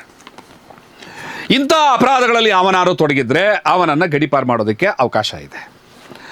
ಇನ್ನು ಸೆಕ್ಷನ್ ನಂಬರ್ 56 ಇದು ಕೂಡ ತುಂಬ ಮುಖ್ಯವಾದ ವಿಚಾರ. ಇದನ್ನು ಗಮನಿಸಲೇಬೇಕಾದಂಥ ವಿಚಾರ. ಈ 56 ಹೇಳುವಂಥದ್ದು ಏನು ಅಂತಂದರೆ, ಈ ಹಿಂದೆ ಅಂದರೆ ಹಲವು ವರ್ಷಗಳ ಹಿಂದೆ ಅಪರಾಧಕ್ಕೆ ಒಳಗಾದ ಶಿಕ್ಷೆಗೆ ಅಪರಾಧ ಮಾಡಿ ಶಿಕ್ಷೆಗೆ ಒಳಗಾದಂತಹ ವ್ಯಕ್ತಿ, ಇದನ್ನು ಓದಿನೇ ಹೇಳ್ತೀನಿ, ನೀಟಾಗಿ ಹೇಳ್ತೀನಿ. ಇದು ಕೇವಲ FIR ಇರುವ ವ್ಯಕ್ತಿಗೆ ಸಂಬಂಧಿಸಿದ ಕಲಂ ಅಲ್ಲ. ಏನು ಈ ಕಲಂ ನಂಬರ್ 56 ಇದೆಯಲ್ಲ, ಸೆಕ್ಷನ್ 56, ಇದು ಕೇವಲ ನನ್ನ ಮೇಲೆ FIR ಇದೆ ಅನ್ನೋ ಕಾರಣಕ್ಕೆ ಸಂಬಂಧಪಟ್ಟಿದ್ದಲ್ಲ. ನನ್ನ ಮೇಲೆ ಒಂದು 10 FIR ಇರುತ್ತೆ ಅಂತ ಇಟ್ಕೊಳ್ಳಿ, ನನ್ನನ್ನು ಗಡೀಪಾರು ಮಾಡೋಕ್ಕಾಗಲ್ಲ. ನನ್ನ ಮೇಲೆ ಒಂದು 10 FIR ಯಾರೋ ಹಾಕ್ಬಿಟ್ಟಿದ್ದಾರೆ ಅನ್ನೋ ಕಾರಣಕ್ಕೆ ನನ್ನನ್ನು ಗಡೀಪಾರು ಮಾಡೋದಕ್ಕೆ ಅವಕಾಶ ಇಲ್ಲ. ನಾನು ಆಗಲೇ ಏನು ಹೇಳಿದೆ, ಕಲಂ ನಂಬರ್ 54 and 55 ನಲ್ಲಿ ಏನು ಬರ್ತದಲ್ಲ, ಸೆಕ್ಷನ್ 54, 55, ಇಲ್ಲಿ ಹೇಳಲ್ಪಟ್ಟಿರುವಂತಹ ಚಟುವಟಿಕೆಗಳಲ್ಲಿ ವ್ಯಕ್ತಿ ತೊಡಗಿದ್ದಾನೆ ಅಂತ ಮೆಟೀರಿಯಲಿಸ್ಟಿಕ್ ಆಗಿ ಸಾಬೀತುಪಡಿಸಬೇಕಾಗ್ತದೆ. ಸುಮ್ಮನೆ ಈಗ ಫಾರ್ ಎಕ್ಸಾಂಪಲ್ ಮೊನ್ನೆ ಚಿಕ್ಕನರಸಿಂಹಯ್ಯ ಅನ್ನುವಂತಹ ಒಬ್ಬ PSI ರಾಜಕೀಯ ಒತ್ತಡಕ್ಕೆ ಒಳಗಾಗಿ ಒಬ್ಬ ವ್ಯಕ್ತಿ ಮೇಲೆ 126 ಹಾಕಿ ಇಲ್ಲ ಸಲ್ಲದ ಆಪಾದನೆಗಳನ್ನ ಮಾಡಿ ತಗೊಂಡೋಗಿ SP ಅವ್ರ ಮುಂದೆ ನಿಲ್ಸಕ್ಕೆ ಹೋದಾಗ ಅಂಜನಮೂರ್ತಿ ಅನ್ನುವಂಥ ವ್ಯಕ್ತಿ ಅದನ್ನು ತಗೊಂಡು ಹೈಕೋರ್ಟ್ ಕೊಟ್ಟೋದ್ರು. ಈಗ ವಿಚಾರಣೆ ಇದೆ 25ನೇ ತಾರೀಕು, 8ನೇ ತಿಂಗಳು 25ನೇ ತಾರೀಕು ವಿಚಾರಣೆಗೆ ಬಂದಿದೆ ಅಂತ ನಿನ್ನೆ ನನಗೆ ಗೊತ್ತಾಗಿದೆ. ಅದು ಈಗ ಕೋರ್ಟ್ ಮುಂದೆ ರಾಜ್ಯ ಪೊಲೀಸ್ ಅಧಿಕಾರಿಗಳು, ಪೊಲೀಸ್ ಇಲಾಖೆ ಅಧಿಕಾರಿಗಳು ಅಂದರೆ SP ಅವ್ರನ್ನ ಅದ್ರಲ್ಲಿ ಪಾರ್ಟಿ ಮಾಡಿದ್ದಾರೆ, ಚಿಕ್ಕನರಸಿಂಹಯ್ಯನವ್ರನ್ನ ಪಾರ್ಟಿ ಮಾಡಿದ್ದಾರೆ, ಮತ್ತು ಇನ್ಯಾರೋ ಉಮಾ ದೊಡ್ಡಮನಿನ ಏನೋ ದೊಡ್ಡಮನಿ ಅಂತ ಭಾನು ದೊಡ್ಡಮನಿ ಅನ್ನೋರ್ನಾರೋ ಪಾರ್ಟಿ ಮಾಡಿದ್ದಾರೆ. ಎಲ್ಲರೂ ಹೋಗಿ ನಿಂತ್ಕೋಬೇಕಾಗ್ತದೆ. ಅಂದರೆ ಈಗ ಸೆಕ್ಷನ್ 54 and 55ನ ವೈಲೇಟ್ ಮಾಡಿ ಸುಳ್ಳು ಮಾಹಿತಿಗಳನ್ನ ಕೊಟ್ಟು ಗಡೀಪಾರಿಗೆ ಯಾರನ್ನಾದರೂ ಕೂಡ ನೀವು ಶಿಫಾರಸು ಮಾಡಿದ್ರೆ ನಾಳೆ ದಿನ ಅವರು ಕೋರ್ಟಲ್ಲಿ ಇದನ್ನು ಚಾಲೆಂಜ್ ಮಾಡೋದಕ್ಕೆ ಅವಕಾಶ ಇದೆ. ಇದರಲ್ಲಿ ತಪ್ಪು ಅಂತ ಗೊತ್ತಾದರೆ ಪೊಲೀಸ್ನವ್ರ ಮೇಲೂ ಕ್ರಮ ಆಗುವಂಥ ಸಾಧ್ಯತೆಗಳಿದ್ದಾವೆ. ಕಾನೂನು ಎಲ್ರಿಗೂ ಒಂದೇ. ಹಾಗಾಗಿ ಒಬ್ಬ ವ್ಯಕ್ತಿ ಮೇಲೆ FIR ಇದೆ ಅಷ್ಟೇ, ಪ್ರೂವ್ ಆಗಿಲ್ಲ ಅನ್ನೋ ಕಾರಣಕ್ಕೆ ಆತನನ್ನು ಗಡೀಪಾರು ಮಾಡೋಕ್ಕೆ ಬರಲ್ಲ. ಈ ಕಾಯ್ದೆಯಲ್ಲಿ ನಿರ್ದಿಷ್ಟಪಡಿಸಿರುವ ಕೆಲವು ಅಪರಾಧಗಳಲ್ಲಿ ಈ ಹಿಂದೆ ಕನ್ವಿಕ್ಷನ್ ಆಗಿರುವುದು ಮುಖ್ಯ. ಒಬ್ಬ ವ್ಯಕ್ತಿ ಅಪರಾಧ ಮಾಡಿ ಶಿಕ್ಷೆಯನ್ನು ಅನುಭವಿಸಿರಬೇಕು, ಕನ್ವಿಕ್ಷನ್ ಆಗಿರಬೇಕು ಅವನಿಗೆ, ಅದು ಮುಖ್ಯ. ಮತ್ತೆ ಕೆಲವು ನಿರ್ದಿಷ್ಟ ಪ್ರಕರಣಗಳಲ್ಲಿ ಒಮ್ಮೆ ಅಥವಾ ಕೆಲವು ನಿರ್ದಿಷ್ಟ ಪ್ರಕರಣಗಳಲ್ಲಿ 2 ಬಾರಿ ಅಥವಾ ಕೆಲವು ನಿರ್ದಿಷ್ಟ ಪ್ರಕರಣಗಳಲ್ಲಿ ಇನ್ನೂ ಹೆಚ್ಚು ಬಾರಿ, 3ಕ್ಕಿಂತ ಹೆಚ್ಚು ಬಾರಿ ಕನ್ವಿಕ್ಷನ್ ಆಗಿರುವ ಸಂದರ್ಭಗಳಲ್ಲಿ, ಅಂದರೆ ಆತ ಶಿಕ್ಷೆಗೆ ಒಳಪಟ್ಟಿರುವಂಥ ಸಂದರ್ಭಗಳಲ್ಲಿ ಆ ಕಾಯ್ದೆ ಯಾವುದು ಕಲಂ ನಂಬರ್ 56 ಕಾಯ್ದೆ ಬೇರೆ ಪ್ರತ್ಯೇಕವಾಗಿ ಬೇರೆ ಪ್ರತ್ಯೇಕವಾಗಿ ಕೆಲವೊಂದು ನಿಯಮಗಳನ್ನು ಅಥವಾ ಶಿಫಾರಸುಗಳನ್ನು ಹೇಗೆ ಮಾಡಬೇಕು ಅಂತ ವಿವರಣೆ ಕೊಡ್ತದೆ. ಅದೆಲ್ಲವನ್ನು ಪೂರ್ತಿಯಾಗಿ ಇಲ್ಲಿ ಹೇಳೋಕ್ಕಾಗಲ್ಲ. ಇದನ್ನು ಪೊಲೀಸ್ನವ್ರು ನೋಡಬೇಕಾಗ್ತದೆ. ಯಾಕಂದರೆ ಗಡೀಪಾರು ಅನ್ನುವಂಥದ್ದು ಸಾಮಾನ್ಯವಾದ ಸಂಗತಿ ಅಲ್ಲ. ಈಗ ರೌಡಿ ಶೀಟರ್ನ ಕರ್ಕೊಂಡು ಬಂದು ಪ್ಯಾರಾಡಮ್ ನಿಲ್ಲಿಸ್ಬಿಟ್ಟು ಬುದ್ಧಿ ಹೇಳ್ಬಿಟ್ಟು ಕಳಿಸ್ತೀವಲ್ಲ, ಹಂಗಲ್ಲ ಇದು. 90 ದಿವಸಗಳ ಕಾಲ ನೀನು ಈ ಊರಿಗೆ ಬರಬಾರ್ದು, ನಮ್ಮ ಗಡಿ ಒಳಗಡೆ ಕಾಣಿಸ್ಕೋಬಾರ್ದು, 1 ತಿಂಗಳು 2 ತಿಂಗಳು ಕಾಣಿಸ್ಕೊಬಾರ್ದು, 5 ತಿಂಗಳು ಕಾಣಿಸ್ಕೊಬಾರ್ದು, 1 ವರ್ಷ ಕಾಣಿಸ್ಕೊಬಾರ್ದು, 2 ವರ್ಷ ನೀನು ಈ ಜಿಲ್ಲೆಗೆ ಬರ್ಕೊಡ್ದು. ಏನಾಗಬೇಕು? ತಪ್ಪು ಮಾಡಿದವ್ರಿಗಾಗಲಿ, ಯಾರು ನಿಜವಾಗಲೂ ಅಂಥ ಒಂದು ಕೃತ್ಯಗಳಲ್ಲಿ ತೊಡಗ್ತಾರೆ, ಕಾನೂನು ಬಾಹಿರ ಚಟಗಳಲ್ಲಿ ಗೂಂಡಾಗಳಿದ್ದಾರೆ, ರೌಡಿಗಳಿದ್ದಾರೆ, ಅವ್ರಿಗಾಗಲಿ ಆ ಶಿಕ್ಷೆ. ಆದರೆ ರಾಜಕೀಯ ಕಾರಣಗಳಿಗಾಗಿ ತನ್ನ ತಳಹಂತದ ಅಧಿಕಾರಿಗಳು ಸುಳ್ಳು ಮಾಹಿತಿಯನ್ನು ಕೊಟ್ಟದ್ದನ್ನು ಆಧಾರವಾಗಿಟ್ಟುಕೊಂಡು ಹಿರಿಯ ಪೊಲೀಸರು, ಗೌರವಾನ್ವಿತ ಹಿರಿಯ ಪೊಲೀಸ್ನವರು, ಯಾಕಂದರೆ ಅವ್ರಿಗೆ ನೇರವಾಗಿ ಗ್ರಾಮದ ವ್ಯಕ್ತಿಗಳ ಜೊತೆ ಸಂಪರ್ಕ ಇರಲ್ಲ, ಅವರಿಗೆ ಸಂಪರ್ಕ ಇರುವಂಥದ್ದು ತಳಮಟ್ಟದ ಪೊಲೀಸ್ ಅಧಿಕಾರಿಗಳು ಕೊಟ್ಟಂಥ ವರದಿಗಳ ಮೂಲಕ. ಬಾತ್ಮೀದಾರರು, ವರದಿಗಾರರು, ಮಾಹಿತಿದಾರರು, ಬೀಟ್ ಪೊಲೀಸ್ನವರು, ಪೊಲೀಸ್ ಫ್ರೆಂಡ್ಸ್ ಆಫ್ ದ ಗುಪ್ತಚರ ಮಾಹಿತಿ, ಇಂಥದ್ರ ಮೂಲಕ ಬಂದಿರಬೇಕು. ಇವುಗಳಲ್ಲಿ ಇದೆಲ್ಲವನ್ನು ಪ್ರೂವ್ ಮಾಡಬೇಕಾಗ್ತದೆ. ಕೇವಲ FIR ಇತ್ತು ಅಂತ ನನ್ನ ಮೇಲೆ ಪ್ರಕರಣ, ನನ್ನ ಮೇಲೆ ಒಂದು 10 FIR ಇದೆ, ಗಡೀಪಾರು ಮಾಡಿಬಿಡ್ಬೋದಾ? ಆಗಕ್ಕೆ ಬರಲ್ಲ. ಕೇವಲ FIRಗಳು ಅಥವಾ ಪೆಂಡಿಂಗ್ ಕ್ರಿಮಿನಲ್ ಕೇಸಸ್ ಇವೆ. ತುಂಬ ನಿಧಾನ ಕೇಳ್ತಾ ಇದ್ದೀನಿ, ವಿಡಿಯೋ ಉದ್ದ ಆಗ್ಬೋದು, ಪರವಾಗಿಲ್ಲ ಕೇಳಿಸ್ಕೊಳ್ಳಿ. ಯಾಕೆಂದರೆ ತಾಲೂಕಿನ ಶಾಂತಿಗೋಸ್ಕರ ನಾನು ಒಂದು ಲೀಗಲ್ ಆದಂತಹ ಅರಿವನ್ನು ಕೊಡುವಂಥ ಕೆಲಸವನ್ನು ಮಾಡ್ತಾ ಇದ್ದೀನಿ. ಕೇವಲ FIRಗಳು ಇದಾವೆ ಅಥವಾ ಪೆಂಡಿಂಗ್ ಕ್ರಿಮಿನಲ್ ಕೇಸ್ ಇವೆ ಎಂಬ ಕಾರಣ ಮಾತ್ರದಿಂದ ಗಡೀಪಾರು ಆದೇಶ ಮಾಡೋದು ಸಾಧ್ಯ ಆಗೋದಿಲ್ಲ, ಅದು ಸಾಧ್ಯ ಇಲ್ಲ. 2026 ಅಂದರೆ ಇದೇ ವರ್ಷ 2026 ಹೈಕೋರ್ಟ್ನ ಒಂದು ಪ್ರಕರಣಗಳಲ್ಲಿ, ಆ ಹೈಕೋರ್ಟಿನ ತೀರ್ಪುಗಳಲ್ಲಿ ಇದೇ ತತ್ವವನ್ನು, ಅಂದರೆ ಈಗೇನು ನಾನು ಹೇಳ್ತಾ ಇದ್ದೀನಿ ಇದೇ ವಿಚಾರವನ್ನು ಸ್ಪಷ್ಟವಾಗಿ ಹೇಳಿದ್ದಾರೆ. ವಿಶೇಷವಾಗಿ ಕಲಂ ನಂಬರ್ 55, ನಾನು ಆಗಲೇ ಏನು ಹೇಳ್ದಲ್ಲ, ಕಲಂ ನಂಬರ್ 55 ಇದು ಭಾಳ ಮುಖ್ಯ ಆಗ್ತದೆ. ಇದು ಗಡೀಪಾರ್ನಲ್ಲಿ ಕಲಂ ನಂಬರ್ 55. ಈ 55ನಲ್ಲಿ ವ್ಯಕ್ತಿಯ ಚಲನವಲನಗಳು, ಆತನ ಹಿನ್ನೆಲೆ, ಆತನ ಮೇಲೆ ಏನು ಕನ್ವಿಕ್ಷನ್ ಇತ್ತ, ಅವನೇನು ಅಪರಾಧಗಳನ್ನ ಮಾಡಿದ್ನ, ಅವನ ಗ್ರಾಮದಲ್ಲಿ ಅವನ ನಡವಳಿಕೆಗಳೇನು, ಊರಿನ ಜನ ಏನು ಹೇಳ್ತಾ ಇದ್ದಾರೆ, ಸಾಕ್ಷಿಗಳೇನು ಹೇಳ್ತಾ ಇದ್ದಾವೆ, ನಿಮ್ಮ ಬಾತ್ಮೀದಾರರು ಬೀಟ್ ಪೊಲೀಸ್ನವರೆಲ್ಲ ಏನು ಕೊಟ್ಟಿದ್ದಾರೆ, ಎಲ್ಲ ವರದಿಗಳು ನೀವು ಶಿಫಾರಸು ಮಾಡುವಾಗ ನನಗೆ ಯಾವನ್ನ ಕಂಡ್ರಾಗಲ್ಲ, ಬರೆದುಬಿಟ್ಟೆ. ಇವನು ಇಂತಿಂಥ ಕೆಲಸ ಮಾಡ್ತಾ ಇದ್ದಾನೆ, ಮೊನ್ನೆ ಬರೆದಿದ್ರಲ್ಲ ಚಿಕ್ಕನರಸಿಂಹರು, ಹಂಗೆ ಇವನು ಇಡೀ ಗ್ರಾಮದ ಅಶಾಂತಿಯನ್ನು ಉಂಟು ಮಾಡುವಂಥದ್ದು, ಯಾರಿಗೋ ಎದುರಿಸುವಂಥದ್ದು, ಭಯವನ್ನು ಉಂಟು ಮಾಡುವಂಥದ್ದು, ಜೀವಹಾನಿ ಉಂಟು ಮಾಡುವಂಥದ್ದು, ಸಾರ್ವಜನಿಕ ಆಸ್ತಿ ನಷ್ಟ ಉಂಟು ಮಾಡುವಂಥದ್ದು ತೊಡಗಿದ್ದಾನೆ, ಹಾಗಾಗಿ ಇವನ್ನ ಗಡೀಪಾರು ಮಾಡಿ ಅಂತ ನಾನು ಬರೆದು ಬಿಡೋದಲ್ಲ. ನಾನು ಆ ರೀತಿಯಾಗಿ ಬರೆದು ಹಿರಿಯ ಪೊಲೀಸ್ ಅಧಿಕಾರಿಗಳ ಮೂಲಕ ಜಿಲ್ಲಾಧಿಕಾರಿಗಳಿಗೋ ಉಪವಿಭಾಗಾಧಿಕಾರಿಗಳಿಗೋ ಕಳಿಸುವಾಗ ನಾನು ಬರೆದಂಥ ಈ ಒಂದು ಏನು ರೈಟಿಂಗಲ್ಲಿ ಶಿಫಾರಸು ಅಕ್ಷರಗಳಿದಾವಲ್ಲ, ಇದನ್ನು ಪ್ರೂವ್ ಮಾಡುವಂತಹ ಸಾಕ್ಷಿ ಪುರಾವೆಗಳು ಇರಬೇಕು. ಅಂದರೆ ನಿಮಗೆ ನಾನು ಆಗ್ಲಿಂದ ಏನು ಹೇಳ್ತಾ ಇದ್ದೀನಿ, ಅವರ ಮೂಲಕ ಬಂದಂಥ ಎಲ್ಲ ವರದಿಗಳಿಗೂ ಇದಕ್ಕೂ ಮ್ಯಾಚ್ ಆಗಬೇಕು. ಆವಾಗ ಮಾತ್ರ ನೀವು ಅದಕ್ಕೆ ಗಡೀಪಾರು ಶಿಫಾರಸು ಮಾಡೋಕ್ಕಾಗ್ತದೆ. ಇನ್ನು ಹಲವಾರು ಕ್ರಿಮಿನಲ್ ಕೇಸಸ್ ಪೆಂಡಿಂಗ್ ಇವೆ ಎಂಬುದು ಮಾತ್ರ ಸಾಕಾಗ್ತದಾ? ಇವನ ಮೇಲೆ ಕೆಲವು ಕ್ರಿಮಿನಲ್ ಕೇಸ್ಗಳು ಪೆಂಡಿಂಗ್ ಇದಾವಪ್ಪ, ಪ್ರೂವ್ ಆಗಿಲ್ಲ, ಅಷ್ಟಕ್ಕೆ ಗಡೀಪಾರು ಮಾಡ್ಬೋದು ಅವನನ್ನು? ಇಲ್ಲ. ಇದು ಭಾಳ ಭಾಳ ಭಾಳ ಮುಖ್ಯವಾದ ವಿಚಾರ. ಗಡೀಪಾರು ಪ್ರಕ್ರಿಯೆ ಸಾಮಾನ್ಯವಾಗಿ ಹೆಂಗೆ ನಡೀತದೆ ಅನ್ನೋದನ್ನು ಕೂಡ ಇಲ್ಲಿ ಹೇಳ್ತಾರೆ. ಗಡೀಪಾರು ಪ್ರಕ್ರಿಯೆ ಸಾಮಾನ್ಯವಾಗಿ ಹೆಂಗೆ ನಡೀತದೆ? ಪ್ರಾಯೋಗಿಕವಾಗಿ ಪ್ರಕ್ರಿಯೆಯನ್ನು ಹೀಗೆ ಅರ್ಥ ಮಾಡಿಕೊಳ್ಳಬೇಕು. ಗಡೀಪಾರು ಪ್ರಕ್ರಿಯೆಯನ್ನು ಸಾಮಾನ್ಯವಾಗಿ ನಾವು ಹಿಂಗೆ ಅರ್ಥ ಮಾಡ್ಕೋಬೇಕು. ಹೆಂಗೆ ಅಂತಂದರೆ, ಮೊದಲನೇ ಹಂತ ಪೊಲೀಸ್ ಇಲಾಖೆಯಿಂದ ಪ್ರಕರಣದ ಮಾಹಿತಿ ಸಂಗ್ರಹ. ಯಾರು ಗಡೀಪಾರು ಆದೇಶ ಮಾಡುವಂತಹ ಅಧಿಕಾರಿಗಳು, ಗಡೀಪಾರು ಆದೇಶ ಮಾಡುವಂಥ ಅಧಿಕಾರಿಗಳು ಯಾರು ಅಂತಂದರೆ, ನಗರದ ಲಿಮಿಟ್ ಅಂದರೆ ಕಾರ್ಪೊರೇಟ್ ಲಿಮಿಟ್ಗಳಲ್ಲಿ ಪೊಲೀಸ್ ಕಮಿಷನರ್ ಮಾಡ್ತಾರೆ. ಗ್ರಾಮಾಂತರದ ಲಿಮಿಟ್ಗಳಲ್ಲಿ ಒಂದು ಉಪವಿಭಾಗಾಧಿಕಾರಿಗಳು ಅಥವಾ ಜಿಲ್ಲಾಧಿಕಾರಿಗಳು ಮಾಡ್ತಾರೆ. ಸೊ ಅಂಥ ಸಂದರ್ಭದಲ್ಲಿ ಪ್ರಾಯೋಗಿಕವಾಗಿ ಪೊಲೀಸ್ ಇಲಾಖೆಯಿಂದ ಪ್ರಕರಣದ ಸಂಪೂರ್ಣ ಮಾಹಿತಿಯನ್ನು ಪಡ್ಕೋಬೇಕು ಅವರು.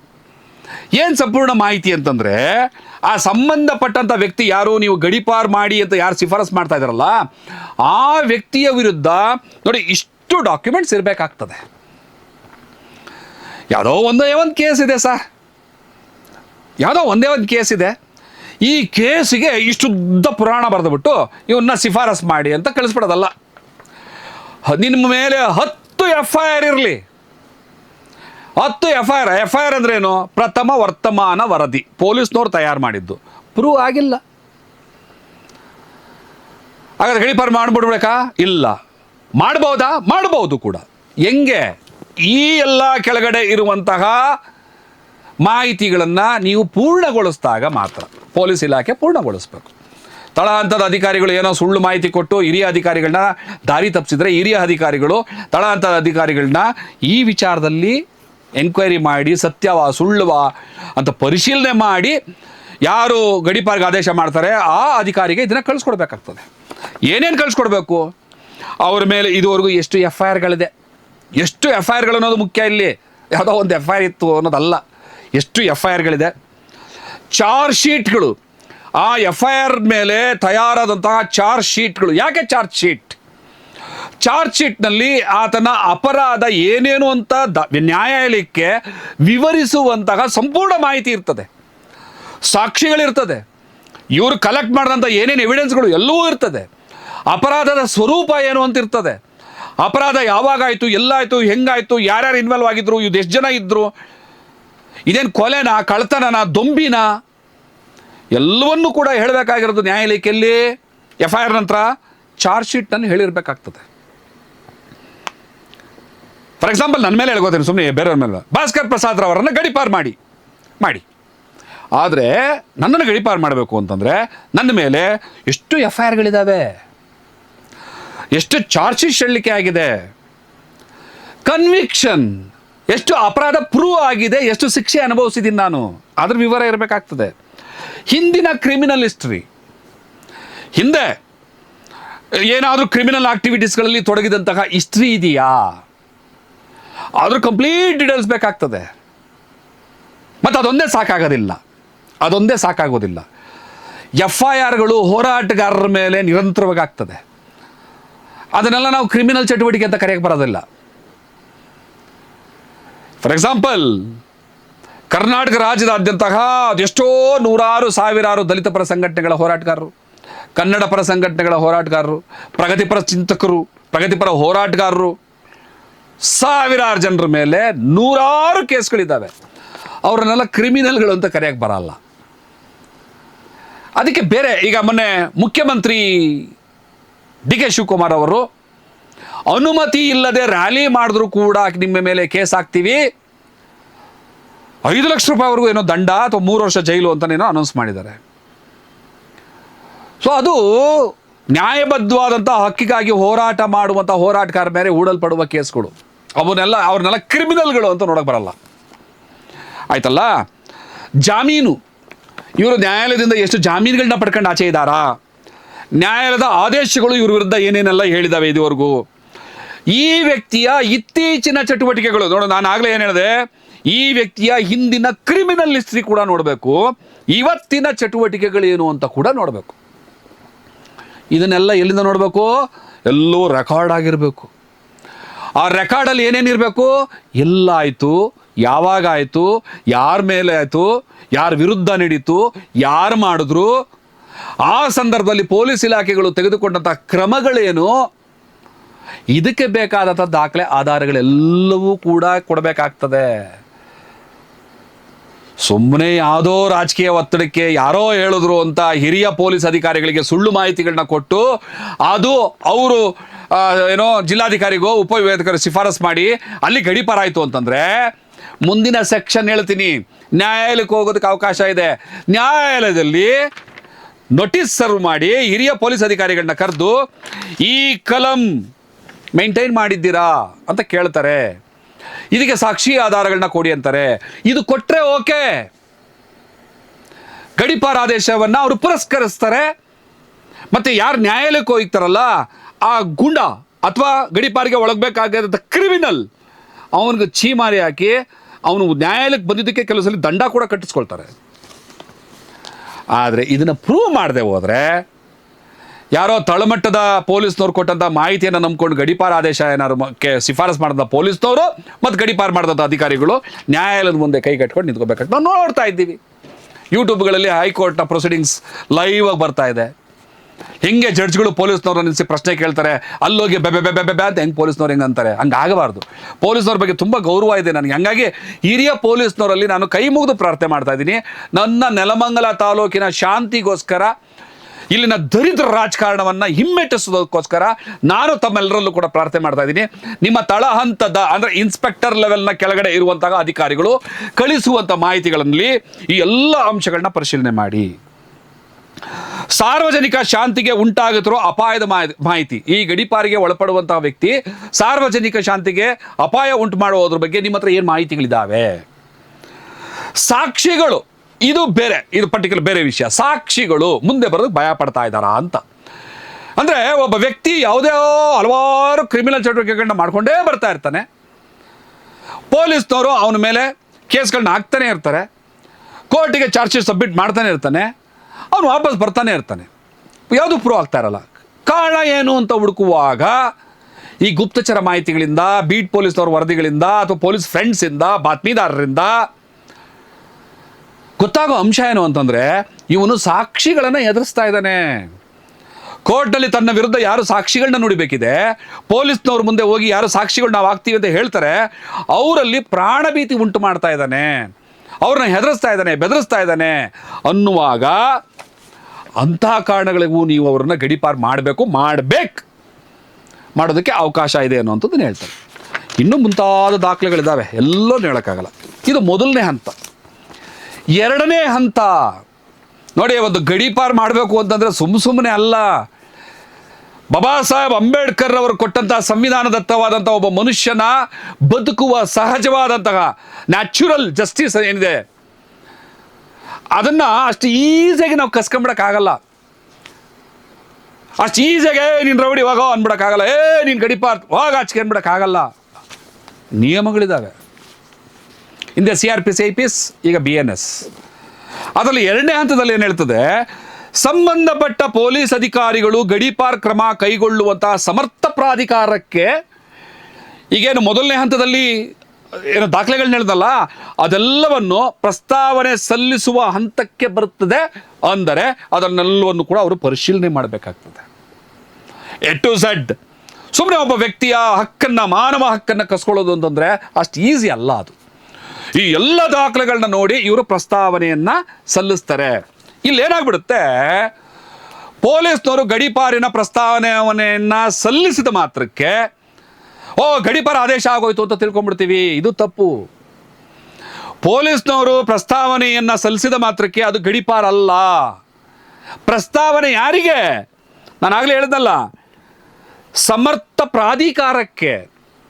ಜಿಲ್ಲಾಧಿಕಾರಿಗಳು, ಉಪವಿಭಾಗಾಧಿಕಾರಿಗಳು, ಕಾರ್ಪೊರೇಟ್ ಲಿಮಿಟ್ ಅಂದರೆ ಬೆಂಗಳೂರು ಅಂತ ಲಿಮಿಟ್ನಲ್ಲಿ ಪೊಲೀಸ್ ಕಮಿಷನರ್, ಮೈಸೂರು ಅಂತ ಲಿಮಿಟ್ನಲ್ಲಿ ಪೊಲೀಸ್ ಕಮಿಷನರ್ ತಗೊಳ್ತಾರೆ, ಅವರು ಕಳಿಸ್ತಾರೆ.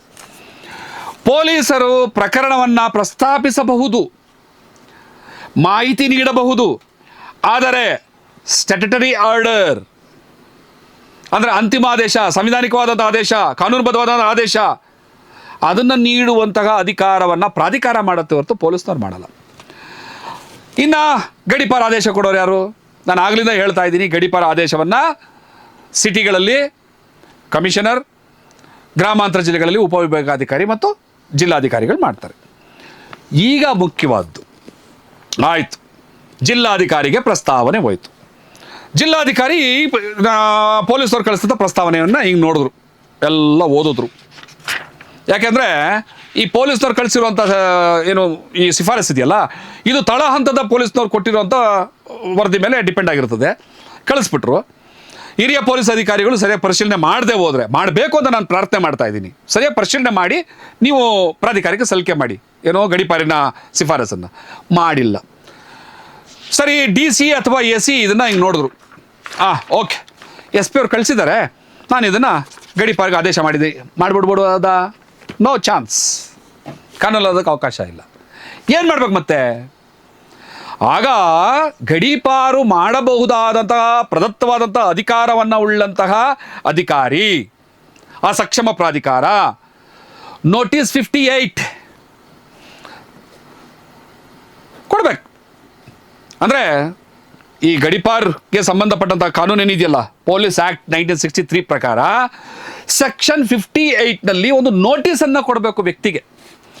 ಸೆಕ್ಷನ್ 58ನಲ್ಲಿ ವ್ಯಕ್ತಿಗೆ ನೋಟಿಸನ್ನು ಕೊಟ್ಟು ನಿಮ್ಮ ಮೇಲೆ ಇಂತಿಂಥ ಆರೋಪಗಳನ್ನು ಹೊರಿಸಲಾಗಿದೆ. ನೋಡಿ, ನಾನೆಲ್ಲೋ ದಾಖಲೆ ಇಟ್ಕೊಂಡು ಮಾತಾಡ್ತಾ ಇದ್ದೀನಿ, ಯಾವುದೋ ಬಾಯ್ಬಿಡ್ಕಿ ಯಾವುದೋ ಪಾಂಪ್ಲೆಟ್ ಇಟ್ಕೊಂಡು ಅಥವಾ ಯಾರೋ ಏನೋ ಮಾಧ್ಯಮಗಳಲ್ಲಿ ಬಂತು ಅಂತ ಇಟ್ಕೊಂಡು ಮಾತಾಡ್ತಾ ಇಲ್ಲ. ಸರ್ಕಾರ, ಪೊಲೀಸ್ ಕಾನೂನು ಏನು ಹೇಳ್ತಾ ಇದೆ ಅದನ್ನು ಇಟ್ಕೊಂಡು ಮಾತಾಡ್ತಾ ಇದ್ದೀನಿ. ಪೊಲೀಸ್ನವರು ಸೆಕ್ಷನ್ 58 ಅಡಿನಲ್ಲಿ ಗಡೀಪಾರಿಗೆ ಒಳಗಾಗಬೇಕಾದಂಥ ವ್ಯಕ್ತಿಗೆ ನೋಟಿಸನ್ನು ಕೊಡಬೇಕಾಗ್ತದೆ. ಆ ನೋಟಿಸಿಗೆ ಆತ ಉತ್ತರಿಸೋದಕ್ಕೆ ಅವಕಾಶವನ್ನು ಕೊಡಬೇಕಾಗ್ತದೆ. ಆತ ಸ್ವತಃ ಅಪೀಲ್ ಆಗ್ಬೋದು, ಲಾಯರ್ ಮೂಲಕ ಅಪೀಲ್ ಆಗ್ಬೋದು, ಅಥವಾ ನನ್ನ ಮೇಲೆ ಬಂದಿರುವಂತಹ ಪ್ರಕರಣಗಳು ಎಷ್ಟು ಸುಳ್ಳು ಅಂತ ಅವನು ಸಮರ್ಥನೆ ಮಾಡ್ಕೊಳ್ಳೋಕೆ ಅವಕಾಶ ಇದೆ. ಅಥವಾ ಪ್ರಾಧಿಕಾರಕ್ಕೆ, ಯಾವುದೋ ಗಡೀಪಾರು ಮಾಡುವಂತಹ ಅಧಿಕಾರವುಳ್ಳಂತಹ ಪ್ರಾಧಿಕಾರಕ್ಕೆ ಮನವಿ ಮಾಡ್ಕೋಬೋದು, ನನ್ನ ವಿರುದ್ಧ ಬಂದಿರುವಂತಹ ಆಪಾದನೆಗಳು ಎಲ್ಲವೂ ಸಂಪೂರ್ಣ ಸುಳ್ಳಾಗಿದೆ, ಇದನ್ನು ಮತ್ತೊಮ್ಮೆ ಪರಿಶೀಲನೆಗೆ ಒಳಪಡಿಸಿ ಇದು ರಾಜಕೀಯ ಪ್ರೇರಣೆಗೆ ಒಳಪಟ್ಟಿದೆ ಅಂತ ಕೂಡ ಹೇಳ್ಕೊಳ್ಳೋದಕ್ಕೆ ಆತನಿಗೆ ಅವಕಾಶ ಇದೆ. ಖಂಡಿತವಾಗ್ಲೂ ಅವಕಾಶ ಇದೆ. ಆಮೇಲೆ ಗಡೀಪಾರ್ಗೆ ಆದೇಶ ಮಾಡುವಂತಹ ಪ್ರಾಧಿಕಾರ ವಿಚಾರಣೆಗೆ ಅವಕಾಶ ಕೊಡಬೇಕು. ಯಾರಿಗೆ? ಗಡೀಪಾರ್ಗೆ ಯಾರು ಒಳಗಾಗಿರ್ತಾನೆ, ನೋಟಿಸ್ ಪಡೆದಿರ್ತಾನೆ, ಅವನನ್ನು ಇಟ್ಕೊಂಡು ವಿಚಾರಣೆಗೆ ಅವಕಾಶ ಕೊಡಬೇಕು. ಪೊಲೀಸ್ನವ್ರು ಕೊಟ್ಟಂಥ ಎಲ್ಲ ಸಮಗ್ರ ವರದಿಯನ್ನು ನೋಡಬೇಕು. ಈಗ ಕಲಂ ನಂಬರ್ 54, 55, 56 ಏನು ಹೇಳ್ತಲ್ಲ ಅದೆಲ್ಲವನ್ನು ನಾನು ಆಗಲೇ ಹೇಳ್ದಲ್ಲ, ಮೊದಲನೇ ಹಂತ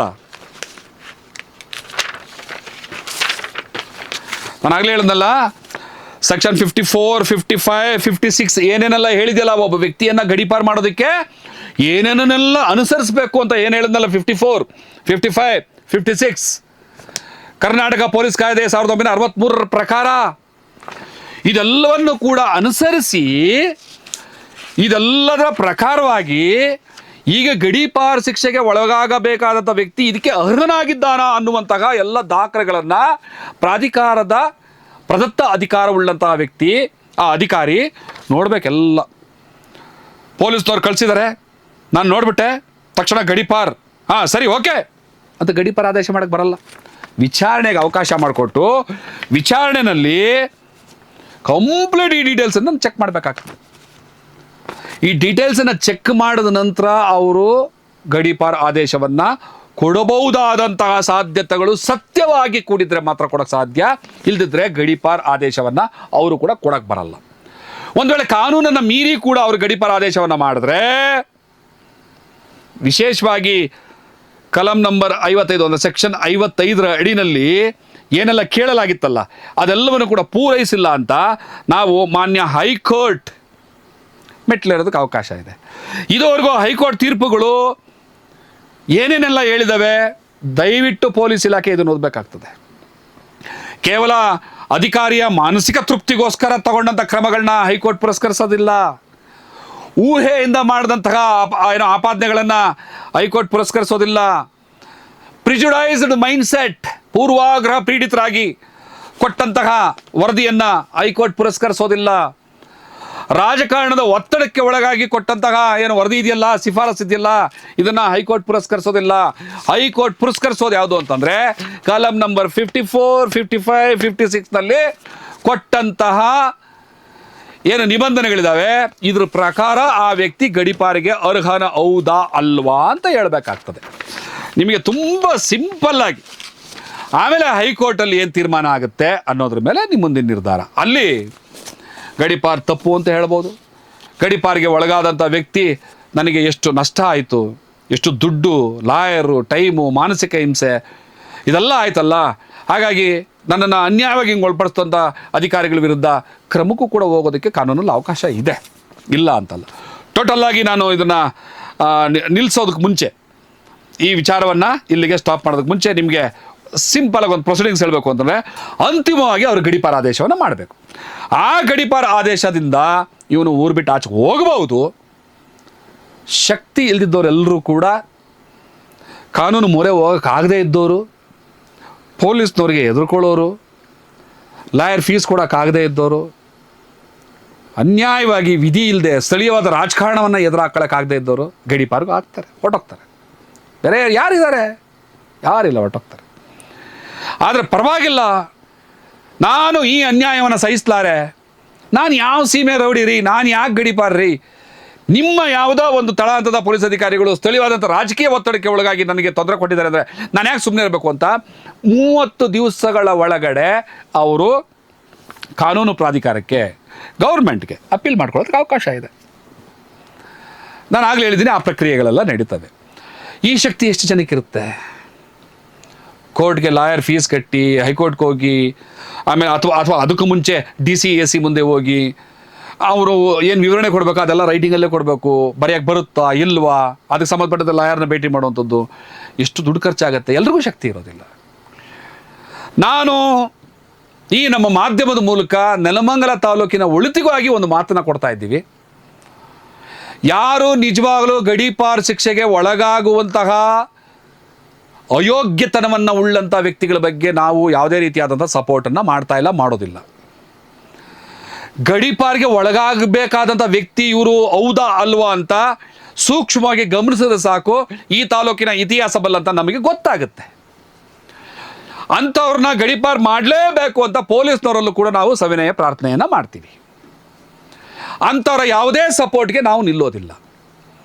ಆದರೆ ಸ್ಥಳೀಯ ರಾಜಕಾರಣದ ರಾಜಕೀಯ ಅಧಿಕಾರಕ್ಕೆ, ಅಹಂಕಾರಕ್ಕೆ, ದರ್ಪಕ್ಕೆ, ದೌರ್ಜನ್ಯಕ್ಕೆ ಒಳಗಾಗಿ ಯಾವುದೇ ಒಬ್ಬ ಸಾಮಾನ್ಯ ವ್ಯಕ್ತಿ ಇಂತಹ ಒಂದು ಗಡೀಪಾರ್ ಅನ್ನುವಂಥ ಅನ್ಯಾಯಕ್ಕೆ ಒಳಗಾದರೆ ನೀವು ಯೋಚನೆ ಕೂಡ ಮಾಡಬೇಕಾಗಿಲ್ಲ. ಯಾಕೆ ಅಂತಂದರೆ ನ್ಯಾಯ, ಶಾಂತಿ, ಸೌಹಾರ್ದತೆ ಮತ್ತು ಪ್ರೀತಿಯ ನೆಲ ಈ ನೆಲಮಂಗಲ. ನಾವುಗಳೆಲ್ಲ ಇನ್ನೂ ಇಲ್ಲಿ ಇದ್ದೀವಿ. ಯಾರು ನಿಜವಾಗಲೂ ಅನ್ಯಾಯಕ್ಕೊಳಗಾಗಿದ್ದೀರಿ, ತಪ್ಪು ಮಾಡಿದವರು ನಮ್ಮ ಮಾಧ್ಯಮದ ಬಾಗಿಲಿಗೂ ಬರಬೇಡಿ, ಸೇರ್ಸೋದಿಲ್ಲ ನಿಮ್ಮನ್ನು. ನಿಜವಾಗಲೂ ಯಾರು ಅಪರಾಧಿಗಳಿದ್ದೀರಿ, ಯಾರು ನಿಜವಾಗ್ಲೂ ಕ್ರಿಮಿನಲ್ಗಳಿದ್ದೀರಿ, ನೀವು ನಮ್ಮ ಮಾಧ್ಯಮದ ಗೇಟ್ಗೂ ಬರಬೇಡಿ, ನಿಮ್ಮನ್ನು ಸೇರ್ಸೋದಿಲ್ಲ. ಕಾನೂನನ್ನು ಮೀರಿ ದುಷ್ಟರಿಗೆಲ್ಲ ಸಹಾಯ ಮಾಡ್ತೀವಿ ಅಂತ ನಾವು ಇಲ್ಲಿ ನಿಂತಿಲ್ಲ. ಯಾರು ನಿಜವಾಗ್ಲೂ ಅಮಾಯಕರಿದ್ದೀರಿ, ಯಾರು ನೀವು ಲಾಯರ್ಗಳನ್ನ ಸಂಪರ್ಕ ಮಾಡೋಕ್ಕಾಗೋದಿಲ್ಲ, ಯಾರು ಮೇಲ್ಮನವಿ ಪ್ರಾಧಿಕಾರಗಳಿಗೆ ನೀವು ಅಪೀಲ್ಗಳನ್ನ ಸಲ್ಲಿಸೋದಕ್ಕಾಗೋದಿಲ್ಲ, ನಿಮಗೆ ಸಹಾಯ ಮಾಡೋದಕ್ಕೆ ನಮ್ಮ ಮಾಧ್ಯಮ ಇದೆ. ನೀವು ನಮ್ಮ ಮಾಧ್ಯಮವನ್ನು ನೀವು ಯಾವಾಗ ಬೇಕಾದ್ರೂ ಸಂಪರ್ಕ ಮಾಡಿ. ಮಾಧ್ಯಮ ಅಂತಂದರೆ ರಾಜಕಾರಣದ ಬಾಲಬಿಡುಕ್ತನ ಮಾಡೋವಂಥದ್ದು, ಯಾರನ್ನೋ ಹೊಗಳ್ಕೊಂಡು ತಿರುಗುವಂಥದ್ದು, ಇನ್ಯಾರನ್ನೋ ಇಂದ್ರಾಚಂದ್ರ ಅಂತ ಹೊಗಳ್ಕೊಂಡು ತಿರುಗುವಂಥದ್ದು, ಅಥವಾ ಅಧಿಕಾರಿಗಳನ್ನ ಹೊಗಳ್ಕೊಂಡು ಅವ್ರ ಹಿಂದೆ ಸುತ್ತಮುತ್ತ ಬಟ್ಟಂಗಿತನ ಮಾಡ್ಕೊಂಬರುವಂಥದ್ದು ಅಲ್ಲ ಮಾಧ್ಯಮದ ಕೆಲಸ. ಮಾಧ್ಯಮವನ್ನು ಕಾವಲುಗಳ ನಾಯಿ ಅಂತ ಕರೆಯೋದು. ನಾಯಿಗಳು ಅಂದರೆ ಅವಮಾನ ಅಲ್ಲ, ವಾಚಿಂಗ್ ಡಾಗ್ಸ್. ವಿರೋಧ ಪಕ್ಷವೇ ಮಾಧ್ಯಮ ಕೂಡ ಒಂದು ವಿರೋಧ ಪಕ್ಷವೇ. ವಿರೋಧ ಪಕ್ಷದ ಕೆಲಸ ಏನು ಅಂದರೆ ಆಡಳಿತ ವ್ಯವಸ್ಥೆ ಏನು ತಪ್ಪು ಮಾಡ್ತಾ ಇದೆ ಅದನ್ನು ಪ್ರಶ್ನೆ ಮಾಡುವಂಥದ್ದು, ಅದನ್ನ ಎತ್ತಿ ಜನಕ್ಕೆ ತೋರಿಸುವಂಥದ್ದು. ಇದು ಕೂಡ ಒಂದು ರೀತಿಯಾದಂಥ ಪಾಲಿಟಿಕ್ಸೇ, ಆದರೆ ಸಚ್ಚಾರಿತ್ರದ ಪಾಲಿಟಿಕ್ಸ್. ಚಾರಿತ್ರಹೀನ ಪಾಲಿಟಿಕ್ಸ್ ಅಲ್ಲ ಇದು, ಸಚ್ಚಾರಿತ್ರದ ಪಾಲಿಟಿಕ್ಸ್. ಸೊ ಈ ಸಚ್ಚಾರಿತ್ರದ ಪಾಲಿಟಿಕ್ಸ್ ಮಾಡುವಂತಹ ಮಾಧ್ಯಮವಾಗಿ ನಾವಿದ್ದೀವಿ. ಅಮಾಯಕರಿಗೆ ತೊಂದರೆ ಆಗಿದ್ದರೆ, ಅಮಾಯಕರ ಮೇಲೆ ಸುಳ್ಳು ಪ್ರಕರಣ ದಾಖಲಾಗಿದ್ದರೆ ಖಂಡಿತವಾಗಲೂ ಪೊಲೀಸ್ ಇಲಾಖೆ ಅಂತ ಮಾತ್ರ ಅಲ್ಲ, ರಾಜ್ಯದಲ್ಲಿ 39 ಇಲಾಖೆಗಳಿದ್ದಾವೆ. 39 ಇಲಾಖೆಗಳಲ್ಲೂ ಕೂಡ ಯಾವುದೇ ಒಬ್ಬ ಸಾಮಾನ್ಯ ನಾಗರಿಕರಿಗೆ ತೊಂದರೆ ಆಗಿದ್ರು ಕೂಡ ನೀವು ನಮ್ಮ ಮಾಧ್ಯಮವನ್ನು ಸಂಪರ್ಕಿಸಿ, ನಿಮ್ಮ ಜೊತೆಯಲ್ಲಿ ನಾವಿದ್ದೀವಿ ಅಂತ ಹೇಳ್ತಾ, ಮತ್ತು ಕೊನೆಯದಾಗಿ ಪೊಲೀಸ್ ಇಲಾಖೆಗೆ ಮತ್ತೊಮ್ಮೆ ನಾನು ಪ್ರಾರ್ಥನೆ ಮಾಡ್ತಾ ಇದ್ದೀನಿ, ನಿಜವಾದ ತಪ್ಪಿತಸ್ಥರನ್ನ ಎಡೆಮುರಿ ಕಟ್ಟಿ ಅವ್ರ ಕನಸು ಮನಸ್ಸಲ್ಲೂ ಅಪರಾಧ ಮಾಡಬಾರ್ದು ಅಂಥ ಶಿಕ್ಷೆಗಳನ್ನ ನೀವು ಕಡಿ. ನಾವು ನಿಮ್ಮ ಜೊತೆಯಲ್ಲಿ ನಿಮ್ಮ ಮಾಡುವ ಕೆಲಸ ಕಾರ್ಯಗಳಲ್ಲಿ ತುಂಬ ಅಭಿನಂದನಾರ್ಹನಾಗಿ ನಿಮ್ಮ ಜೊತೆಯಲ್ಲಿ ಇರ್ತೀವಿ ನಾವು. ಆದರೆ ಯಾವುದೇ ತಾಲೂಕಲ್ಲಿ ರಾಜಕಾರಣ ಏನು ಮಾಡುತ್ತೆ ಅಂತ ಗೊತ್ತು, ವಿರೋಧಿಗಳು ಹೆಂಗೆ ಹಣಿಯುತ್ತೆ ಅಂತ ಗೊತ್ತು, ಅಮಾಯಕರನ್ನ ಹೆಂಗೆ ಕಿತ್ತಿದ್ದಾರೆ ಅಂತ ಗೊತ್ತು. ಅಂಥವ್ರಿಗೆ ಅನ್ಯಾಯ ಆದಾಗ ಅವರ ಪರವಾಗಿ ನಾವು ನಿಲ್ತೀವಿ. ಅಂಥ ಸಂದರ್ಭದಲ್ಲೇ ನೀವು ಪೊಲೀಸ್ ಇಲಾಖೆ ನಮ್ಮ ಜೊತೆ ನಿಲ್ಲಬೇಕು ಅಂತ ತಮ್ಮಲ್ಲೂ ಕೂಡ ನಾನು ಕೈ ಮುಗಿದು ಪ್ರಾರ್ಥನೆ ಮಾಡ್ಕೊಳ್ತಾ ಈ ಒಂದು ಕಾರ್ಯಕ್ರಮಕ್ಕೆ ವಿರಾಮವನ್ನು ಹಾಕ್ತಾ ಇದ್ದೀನಿ. ತಮ್ಮೆಲ್ಲರಿಗೂ ಶುಭವಾಗಲಿ. ನಮಸ್ಕಾರ. ಜೈ ಭೀಮ್.